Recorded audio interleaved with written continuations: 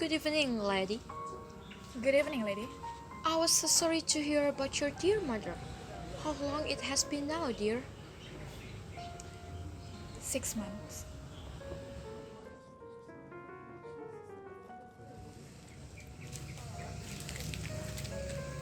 Won't you stay a little longer? Of course, everyone's going to something else. I believe there are a lot of things tonight. And where are you going? Oh, I don't do short of things. Surely, you must be going somewhere by yourself, right? Yes, you must have a lot of places. No. I have no plans at all. Do stay a little. This is such a nice hour. When can we really talk? But it isn't fair. Do sit down. It's the only time to have any talk. No. I'm afraid that Adela a bit anxious. We will have to say goodnight now. I say, Adela, we must release this dear lady.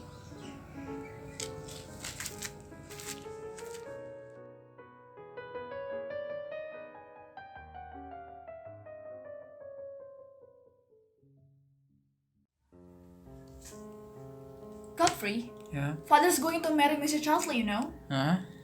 I've seen it with my eyes. We've just come from the dinner party. I know. He's in love with her. She's in love with him. They'll arrange it. And you believe he'll do it? No. Not a bit. Go to bed. But Godfrey! Don't cry until you're hurt. Wait till he speaks to you. No!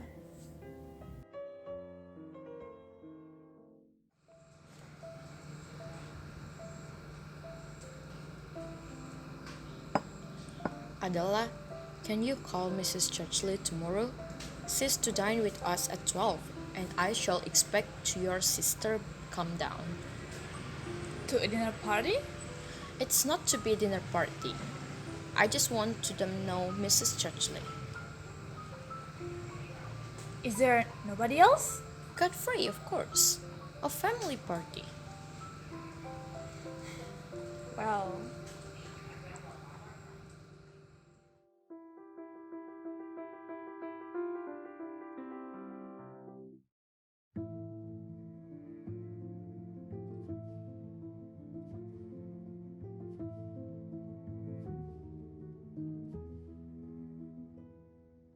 Spare us.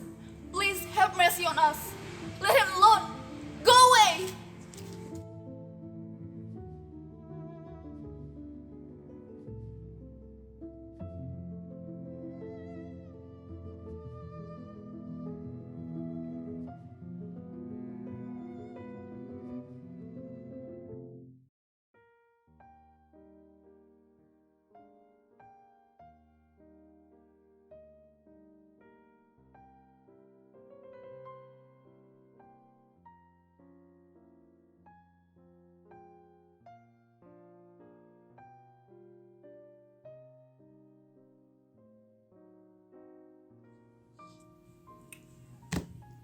What did you say to him? I said nothing. There was nothing to say. So it is how he strikes you. He told me to speak to her. But what it had in sense? To tell her I was glad. And did you? I don't know. She kissed me. How could you? He says she's very rich. So that's why you kiss her. I didn't kiss her. Good night.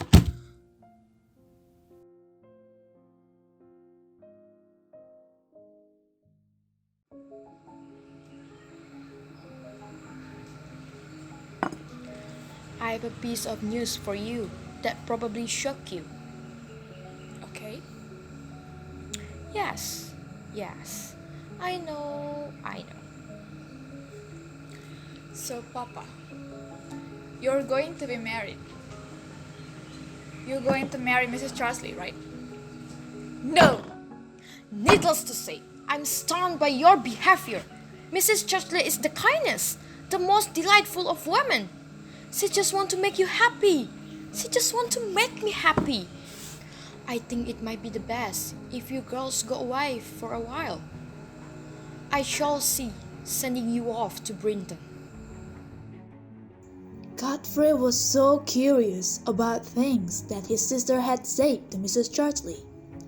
He asked her over and over, but Adela still did not let her brother know.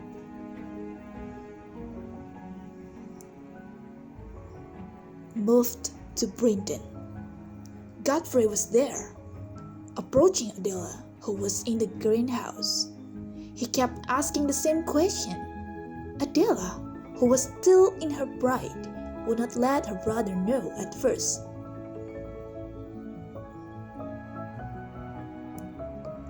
Then Adela gave up. She spoke up the true event. She told the lady, telling the lady about the fake tragedy making their father worse in image. Godfrey that time heard his sister. He got furious, then he moved out.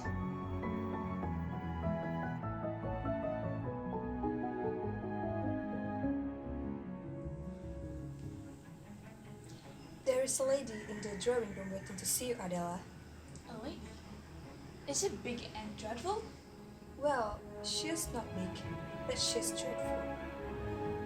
Well, show her the way, please.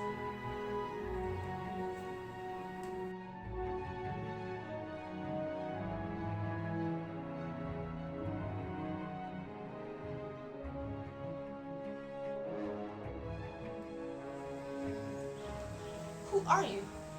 What is your business here? I'll tell you what I've come for. I've come for to ask to you to intercede. To intercede? Yes, with your father, you know. He doesn't know, but he'll have to.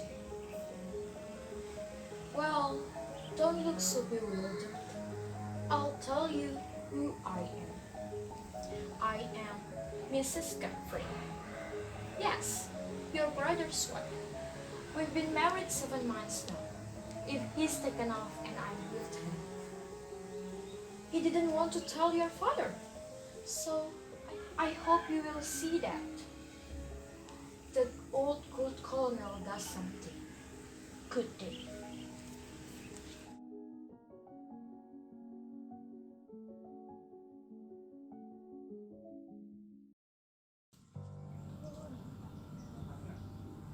Godfrey? Godfrey? Is it true? I've been the most unanswerable donkey. You can say anything you like to me, but you can't say anything worse than what I've said to myself. But my brother, what has father said? He'll give her 600 a year. The angel. In condition, she never comes near me. She has solemnly promised she'll probably leave me alone to get the money. If she doesn't, in diplomacy, I'm lost. I've been living in hell. My brother! My brother! I'm not an idiot. Yet for her, I behave like one. Don't ask me. You shouldn't know. It was all done in a day. And since then, fancy my condition, fancy my war is such a torment, and fancy my coming to it all. Thank God. You passed. You were wonderful. I'd had shot myself if I hadn't been. Yesterday, I had a terrible day with the governor. It was late at night before it was over. I leave England next week. He brought me down here for it to look well, so that the children shan't know.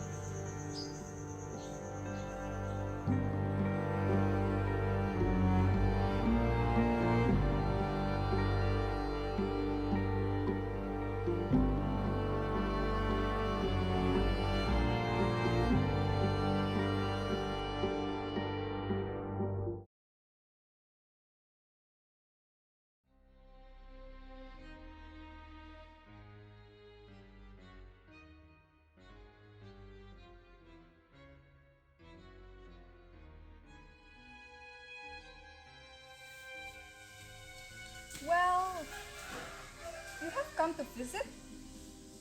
Yes, I am deeply sorry for the pain I've caused you, Mrs. Dudley. Please, everything I told you was false. Please regard it as insane. Please do not despise me too much. Take pity on my dear, sweet, perfect papa. His life is miserable without you. Oh, this is too hilarious. Well, I never believed what you said for 1 minute. It was all too absurd. I really dislike you and I found you really false. I told your father what a horrid girl you were, and I told him that I could never live with anyone so horrid. I told him that you must be sent away, for you would be never married.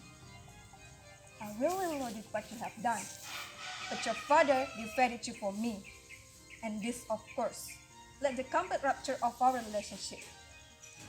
But Papa gave you up for me. Fancy the angel. Fancy what I must try to be to him for the rest of his life. Oh, Mr. Dudley, I beg of you. Please, please come back to him. His life is meaningless without you. I'm afraid it's too late. You see, I'm going to marry Lord Duffield next month.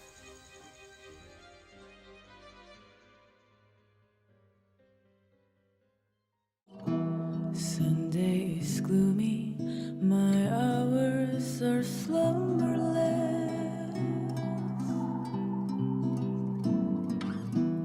Dear as the shadows I live with are numberless. Little white flowers will never awaken you. Now where the black coach of sorrow has taken you.